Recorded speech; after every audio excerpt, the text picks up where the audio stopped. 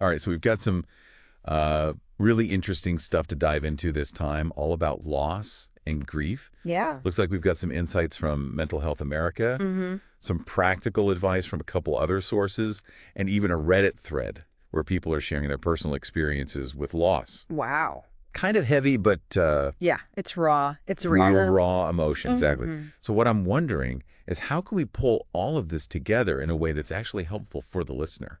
Well, I think what's fascinating is that we can actually use those real life stories from Reddit to ground the clinical information that Mental Health America provides. Okay. So it becomes something that you can connect with no matter where you're at in your own journey with grief. I like that, making it real. So I guess our goal here is to help you understand what grief actually is, Yeah. because it can be such a confusing mix of feelings, Right. and then maybe give you some strategies for navigating it, Exactly. whether you're dealing with loss yourself Mm. or you're trying to support someone who is. Because everyone experiences grief at some point, but how we experience it is very individual. Right. So there's no right or wrong way to grieve. Okay, so let's jump right in with those emotions then. Okay. Mental Health America talks about this roller coaster of feelings that can come up after a loss. Yes. And it's not like you experience them in a neat and predictable order or anything. No. It's more like they hit you in waves. It's true. You can be numb and in total disbelief 1 minute, and then suddenly you're hit with intense yearning for the person you've lost. Yeah. Or even anger, which can be really surprising for people. And the Reddit thread is full of examples of that rawness, right? Yeah. Like somebody described wanting to run and hug a stranger Oh, wow. who vaguely resembled the person they had lost. Yeah. And it just shows how powerful and That's powerful. strange grief can be sometimes. And what's really important to remember is that all of those feelings, even the ones that feel really intense or out of place, are completely normal. They're healthy. Yeah, It's your way of processing this huge life change. that makes sense. I mean, it's like your whole world is shifted. So it takes time for your emotions to catch up. Right. It's not just about feeling sad, though, right? Right. Mental health. America actually makes a distinction between mourning and grieving. That's an important distinction. Mourning is more about the outward expression of grief. Okay. So it could be through rituals like funerals or memorials or gathering with loved ones to share stories.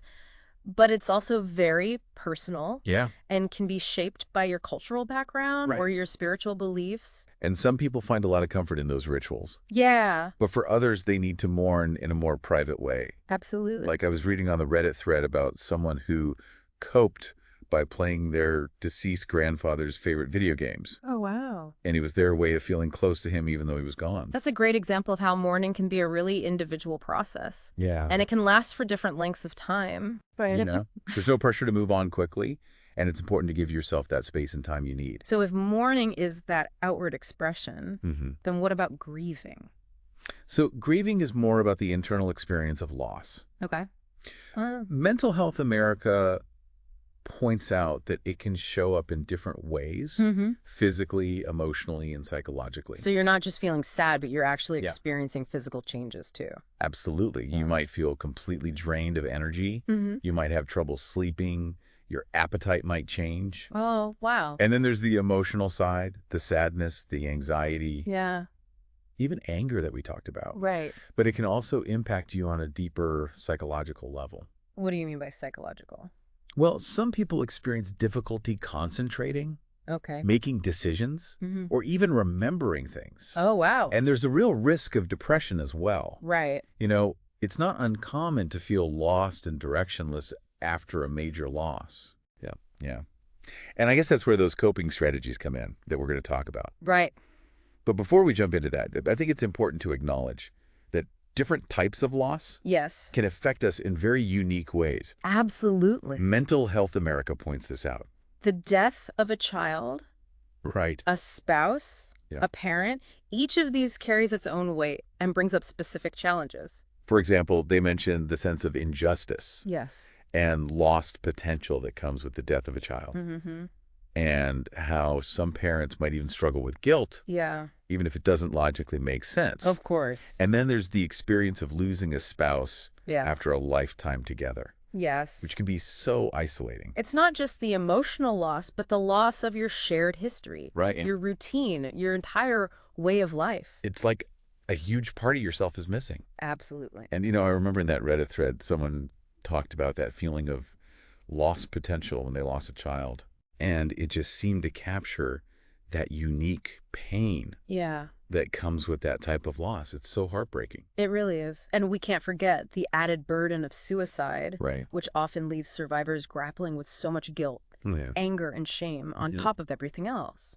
And Mental Health America specifically mentioned seeking Yes. counseling after a suicide. Yes. And reading through those Reddit comments, it's so clear how difficult these losses are to process. Yeah, One person wrote about feeling like they could have done more. of course. And that's such a common, Common. incredibly And painful experience. that feeling of what if can be so heavy to carry. Yeah. And it really emphasizes the importance of getting support, whether it's from friends and family, a support group, or therapists who understand the complexities of grief and trauma.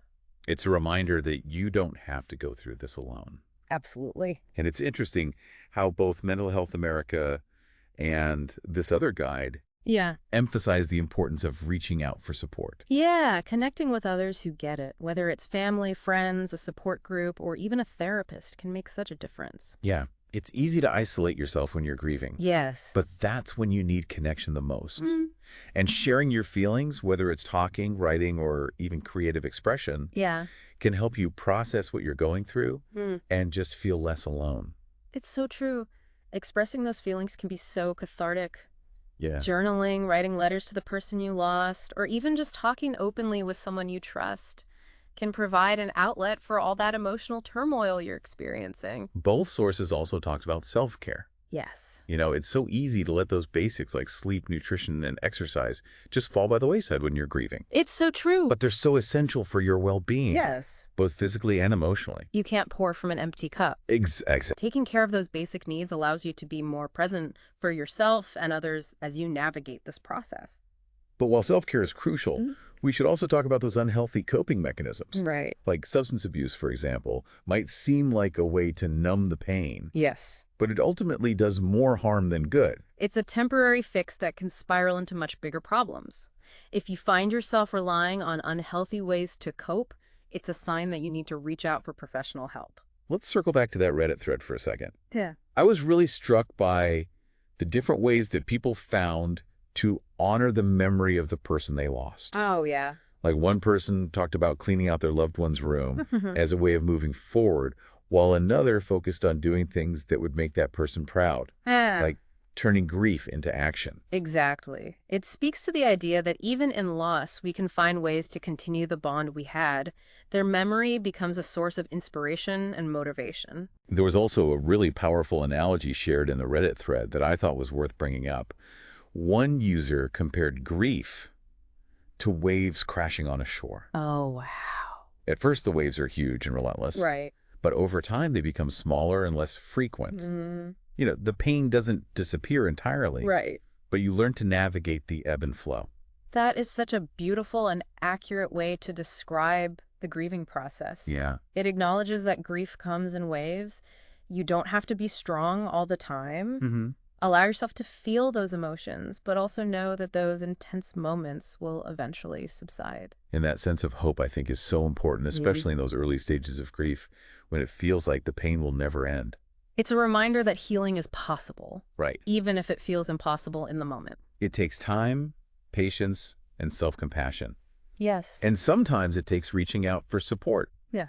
From those around us. I mean, that Reddit thread was full of comments from people offering each other words of encouragement and advice. It's a reminder that even in our darkest moments, we're not alone. Yeah. There is a community of people who understand and who are willing to offer support. And that sense of shared humanity is so powerful, especially when dealing with something as universal and as personal as grief. It really highlights the importance of community and shared experiences in the healing process. Sometimes simply knowing that others have walked a similar path can offer a sense of solace and hope. As we wrap up this deep dive, I'm thinking about how much we've uncovered. We've explored the emotional and physical aspects of grief, talked about different types of loss, even picked up some practical coping strategies. Yeah, it's been quite a journey. And we've seen how grief can show up in so many different ways. And that journey through mourning is deeply personal. But here's a final thought that's really stuck with me. Mm. Several Reddit users talked about feeling the presence of their loved ones, even after they were gone, whether it was through memories or the continuation of their values, or even something less tangible. It makes you think about the nature of connection and memory. It does. And it leads to a question, I think, for you to consider. How can you keep the spirit of those you've lost alive in your own life? It might be through acts of kindness inspired by their values. Maybe it's sharing their stories with others. Or simply by cherishing the memories you hold dear. Whatever it looks like for you, remembering and honoring those we've lost can be a powerful way to keep them a part of our lives, even as we move forward. Beautifully put. And on that note, we'll leave you with that thought. Thanks for joining us on this deep dive into the complexities of loss and grief. Remember, you're not alone, and there's always support available if you need it.